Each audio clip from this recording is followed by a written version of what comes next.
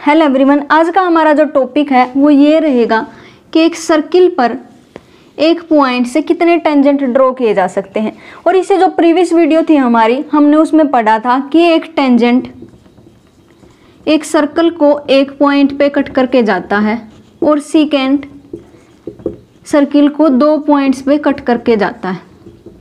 और फिर उसके बाद हमने ये भी पढ़ा था कि जो टेंजेंट होता है सेकेंड का स्पेशल केस होता है जब इसके ये दोनों पॉइंट कोइंसाइड कर जाते हैं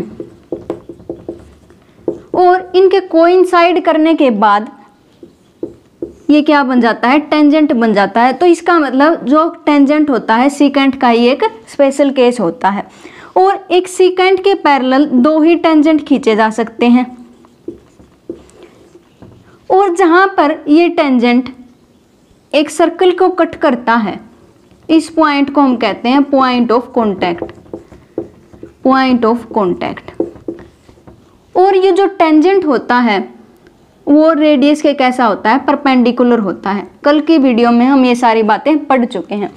आज की वीडियो में हम ये पढ़ने वाले हैं कि एक सर्कल पे एक पॉइंट से कितने टेंजेंट ड्रॉ किए जा सकते हैं। हम मान लेते हैं कि वो पॉइंट सर्किल के अंदर ही लाई करता है। अगर मैं यहां से टेंजेंट ड्रॉ करने की कोशिश करूं तो क्या होगा, ये लाइन इस सर्किल को दो पॉइंट्स पे कट करके जाएगी और दो पॉइंट्स पे कट करके जाएगी तो ये लाइन टेंजेंट ना होकर के क्या बन जाएगी, सेकेंट बन जाएगी। तो इसका मतलब जब हम किसी पॉइंट से टेंजेंट ड्रॉ करना चाहते हैं सर्कल के ऊपर और वो जो पॉइंट है सर्कल के इनसाइड में ही लाई करता है तो एक भी टेंजेंट ड्रॉ नहीं किया जा सकता इस पॉइंट से, एक ऐसे पॉइंट से जो कहाँ पर लाई करता है, सर्कल के इनसाइड में लाई करता है। अब मैं मान लेती हूँ कि ये पॉइंट सर्कल की किसी बाउंड्री पर लाई करता है, कहीं भी हो सकता है। तो जब भी मैं यहाँ से एक लाइन ड्रॉ करने की कोशिश करूँगी तो क्या होगा, इस पॉइंट से बस एक ही टेंजेंट ड्रॉ कर पाऊंगी, क्योंकि अगर ऐसे ड्रॉ करूंगी तो दो पॉइंट्स पे कट करके जाएगा।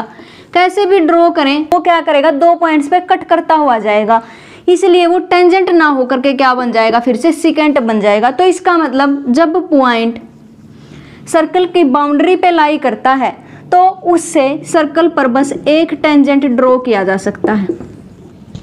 और अगर ये पॉइंट सर्किल से बाहर लाई कर जाए तो इस पॉइंट से कितने टेंजेंट ड्रॉ किए जा सकते हैं, दो टेंजेंट ड्रॉ किए जा सकते हैं।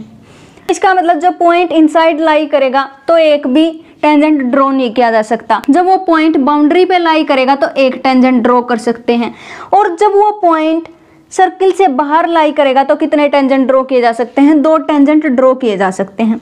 अब एक और थ्योरम है जो ये कहती है कि ये जो दो टेंजेंट ड्रॉ किए गए हैं इनकी जो लेंथ होगी वो कैसी होगी, सेम होगी दोनों टेंजेंट्स की। अब बात यह आती है कि एक लेंथ ऑफ टेंजेंट क्या होती है। अगर मैं इस पॉइंट से और जहां पर एक टेंजेंट सर्किल को कट करता है उसको हम क्या कहते हैं, पॉइंट ऑफ कांटेक्ट। तो इसका मतलब इस पॉइंट से इस पॉइंट ऑफ कांटेक्ट तक जितनी लेंथ है वो क्या कहलाती है, लेंथ ऑफ द टेंजेंट कहलाती है। तो मैं इसको ए मान लेती हूँ, इसको बी मान लेती हूँ। मैं क्या प्रूव करना चाहती हूँ कि पी ए किसके इक्वल है, पी बी के इक्वल है। तो इसके लिए मैं क्या करती हूँ, यहाँ पर हमारे पास होगा एक सेंटर जिसको मैं ओ का नाम दे देती हूँ। कुछ भी नाम रख सकते हैं, ए बी सी डी, लेकिन मैं यहाँ पर क्या रख रही हूँ, ओ नाम रख रही हूँ सेंटर का। अब मैं क्या करना चाहती हूँ, P A is equal to P B prove करना चाहती हूँ। तो मैं क्या करूँगी, इस ए को इस ओ से ज्वाइन कर दूंगी, इस ओ को इस बी से ज्वाइन कर दूंगी और यहाँ पर एक और कंस्ट्रक्शन करती हूँ, इस पी को इस ओ से ज्वाइन कर देती हूँ।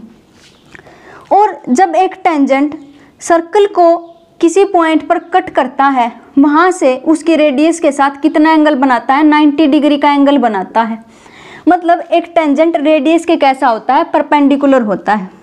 तो इसका मतलब ये एंगल भी कैसा हो जाएगा, 90 डिग्री हो जाएगा। अब ओ ए ओ बी के इक्वल है, क्यों, क्योंकि ये तो क्या है, रेडियस है सर्किल की, तो इसका मतलब ये क्या होंगी, इक्वल होंगी। और अगर मैं एक ट्रायंगल ये वाला ले लेती हूँ और एक ट्रायंगल ये ले लेती हूँ। दोनों कैसे हो जाएंगे? राइट एंगल ट्रायंगल हो जाएंगे। और इन ट्रायंगल्स में एक चीज क्या कॉमन है? OP. OP is equal to OP क्या है? कॉमन है। तो इसका मतलब इन ट्रायंगल्स की दो साइड कैसी हो जाती हैं? सेम हो जाती हैं। तो साइड साइड क्राइटेरिया से क्या होगा?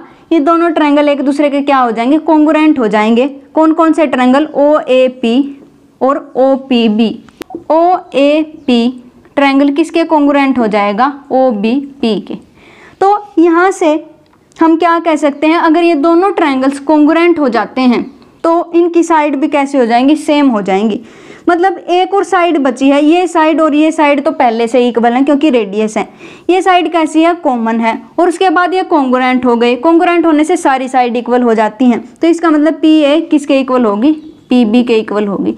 और यही हमने प्रूव करना था कि जब भी हम सर्कल के आउटसाइड कोई भी पॉइंट लेते हैं और उससे सर्कल पर टेंजेंट ड्रॉ करते हैं तो उन दोनों टेंजेंट्स की जो लेंथ होगी कैसी होगी? सेम होगी। इसको एक और तरीके से प्रूव किया जा सकता है। ये हमारे पास क्या है? राइट एंगल ट्रायंगल है।